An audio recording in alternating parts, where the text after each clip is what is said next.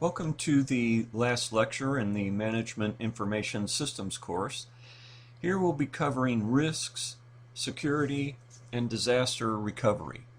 We'll go through the primary goals of information security, enumerate the main types of risk to information systems, list the various types of attacks on network systems, and describe the types of controls required to ensure the integrity of data entry and processing and uninterrupted e-commerce.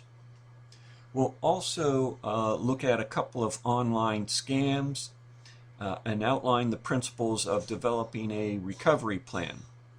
And then we'll explain the economic aspects of information security.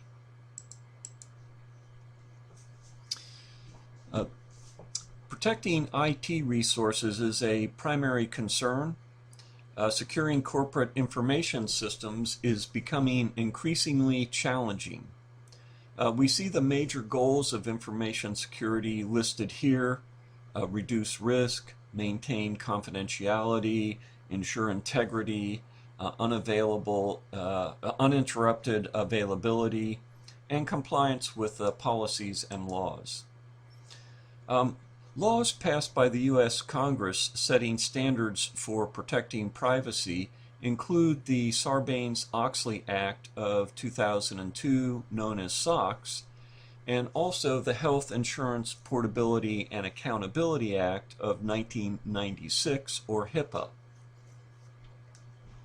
There's something known as a CIA triad, which is a foundational concept of informational security systems, and that includes the CIA stands for confidentiality, integrity, and availability. Some of the risks associated with cloud storage include downtime when an IS is not available.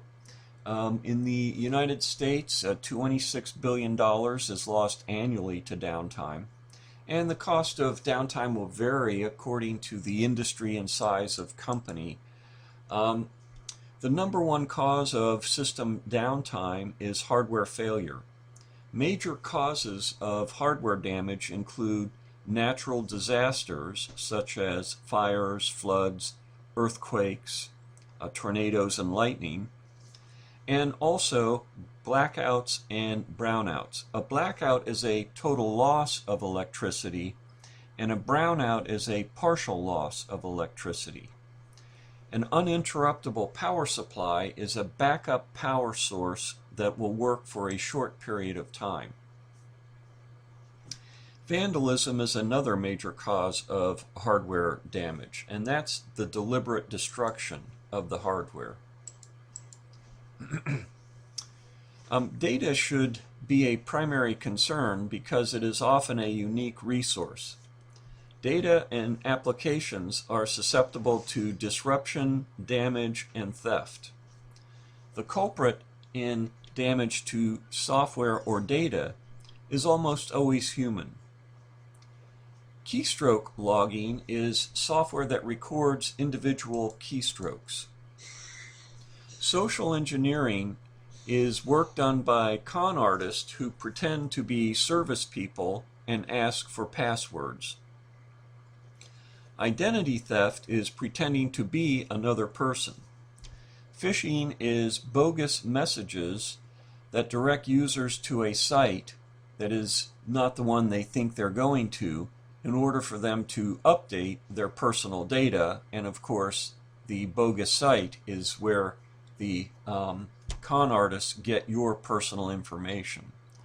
Spear phishing is personal information that is used to attack organizational information systems, particularly financial institutions. Cyber terrorism is terrorist attacks on business organizations and their information systems. Cyber terrorism involves terrorist attacks on business organizations' information systems with the intent to disrupt network communication, implement denial of service attacks, and destroy or steal corporate or government information. Some of the risks to data include alteration, destruction, and web defacement. They also include deliberate alteration or destruction that is often done as a prank, but these pranks have a high cost. The online vandal's target may be a company's website. Hacking is unauthorized access. And a honey token is a bogus record in a networked database used to combat hackers. Honeypot is a server that contains a mirrored copy of a database or a completely bogus database. Security officers can learn about how hackers are attacking their systems by, once detected, sending them to a honeypot. A virus spreads from computer to computer. A worm spreads in a network without human intervention. Of course, antivirus software protects against viruses, and a Trojan horse is a virus disguised as a legitimate software. A logic bomb is software that's programmed to cause damage at a specific time. Unintentional, non-malicious damage can be caused by poor training, lack of adherence to backup procedures, and unauthorized downloading and installation of software. It can also be caused by human error. Many hackers try daily to interrupt online businesses, and here we see a list of the types of attacks: unauthorized access, data theft, denial of service, hijacking computers, and defacing web pages. Denial of service is an attack launched by a large number of information requests, and it slows down legitimate traffic to the site. A distributed denial of service attack is where an attacker launches a denial of service attack from multiple computers. It's usually launched from hijacked personal computers called zombies. There is no definitive cure for this. A site can filter illegitimate traffic. Hijacking is using some or all of a computer's resources without the consent of its owner. It's often done for making a distributed denial of service attack. It's done by installing a software bot on the computer. The main purpose of hijacking is usually to send spam. Bots are planted by exploiting security holes in operating systems and communications software. Bot usually installs email forwarding software.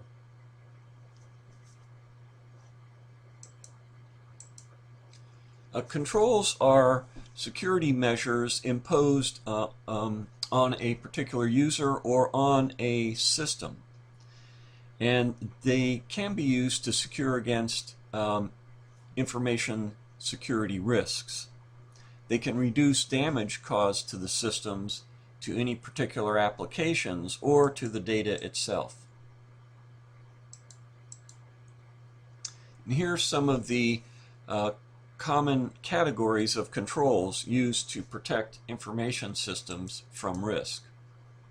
A reliable application can resist inappropriate usage, such as incorrect data entry or processing. The application should provide clear messages when errors or deliberate misuses occur. Controls also translate business policies into system features. Backup is the periodic duplication of all data. Redundant arrays of independent disks, RAID, are a set of disks programmed to replicate stored data. Data must be routinely transported off-site as protection from a site disaster. Some companies specialize in data backup services or provide backup facilities for use in the event of a site disaster.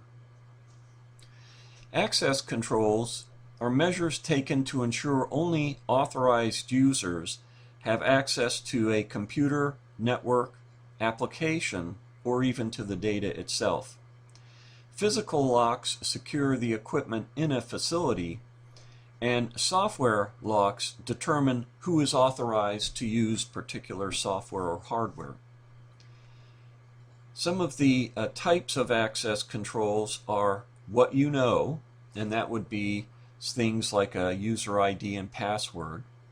What you have, and that requires special devices. And who you are, and that's your biometric unique physical characteristics.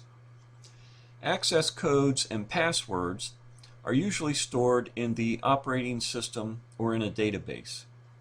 Security card is more secure than a password. This is where something that's known as two-factor access. So you use your password and a security card. A third factor would be biometrics, and this uses unique physical characteristics such as fingerprints, voice prints, or retinal scans. Up to 50% of help desk calls are from people who have forgotten their passwords. Biometrics can eliminate these kind of calls. Atomic transactions are a set of indivisible transactions. It requires all of the transactions in a set of operations to be completely executed, or none of them are executed. It ensures that only full entry occurs in all the appropriate files, and this guarantees the integrity of the data. Atomic transactions are a control against malfunction, and it also is a preventative for fraud. And here we see the nature of a atomic transaction. A new sales transaction has to update the shipping records, the commission records, accounts receivable records, and the invoice records. So all of these files must be updated, and if one of them isn't, then the transaction is rolled back.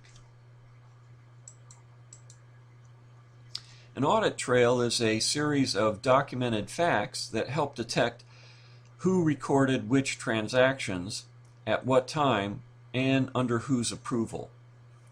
Sometimes audit trails are automatically created using data and timestamps.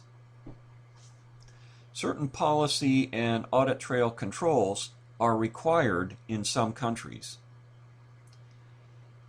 An information systems auditor is a person whose job it is to find out and investigate fraudulent cases.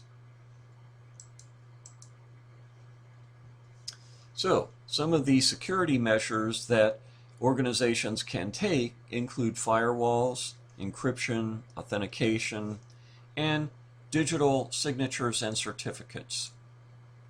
A firewall is hardware and software that blocks access to computing resources. It's the best defense against unauthorized access over the internet. Firewalls are now routinely integrated into routers. The DMZ is the demilitarized zone approach. One end of the network is connected to a trusted network and the other end to the internet. A connection is established using a proxy server.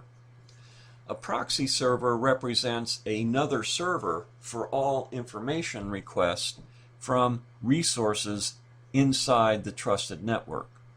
It can also be placed between the internet and the trusted network when there is no demilitarized zone. Authentication is the process of ensuring that you are who you say you are. Encryption is coding a message into an unreadable form. Messages are encrypted and authenticated to ensure security.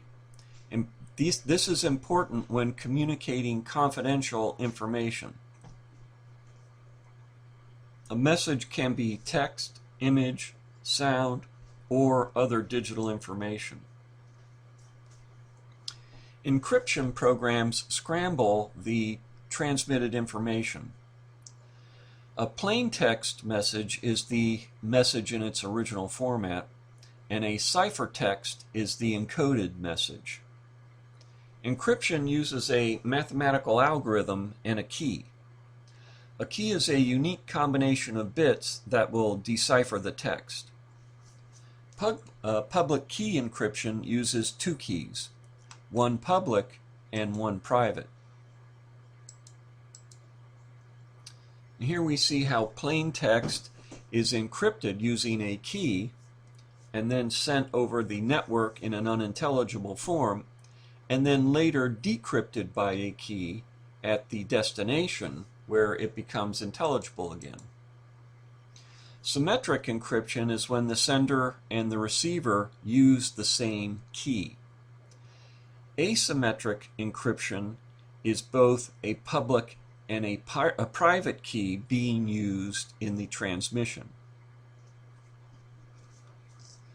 Transport Layer Security, or TLS, is a protocol for transactions on the web that use a combination of public key and symmetric key encryption. HTTPS is the secure version of HTTP, and a digital signature is a means to authenticate online messages, and it's implemented with public keys. And here we see symmetric encryption and asymmetric encryption. So with asymmetric, Bob would send a message intended only for Janet by encrypting the message with Janet's public key. The message is sent over the network in an unintelligible format, and only Janet has her private key, so only she can unencrypt it or decrypt it.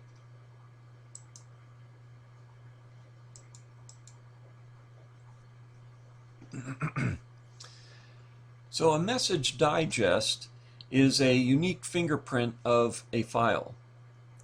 Digital certificates are a computer file that associates one identity with that associates your identity with your public key, and it's issued by a certificate authority. A certificate authority, or CA, is a trusted third party. A digital certificate contains its holder's name, a serial number, its expiration dates, and a copy of the holder's public key. It also contains the digital signature of the certificate authority.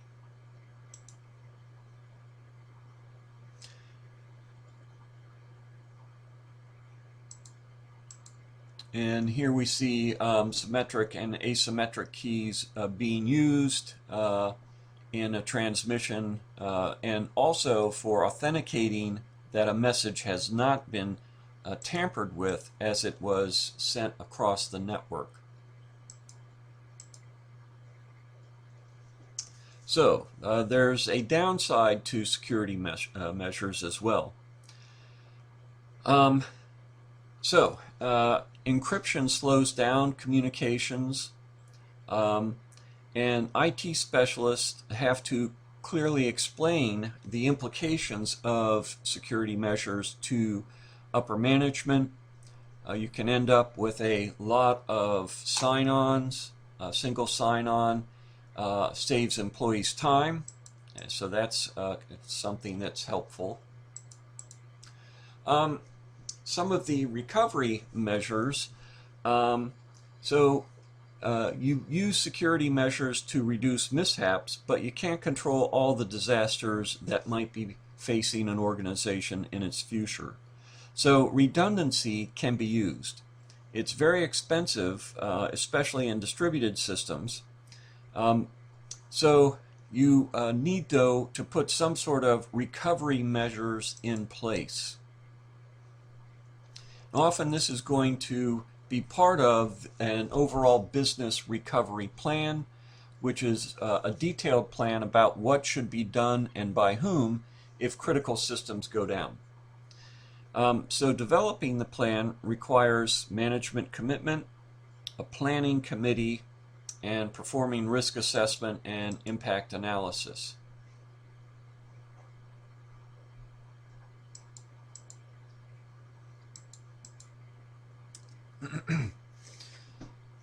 So, how much security is enough?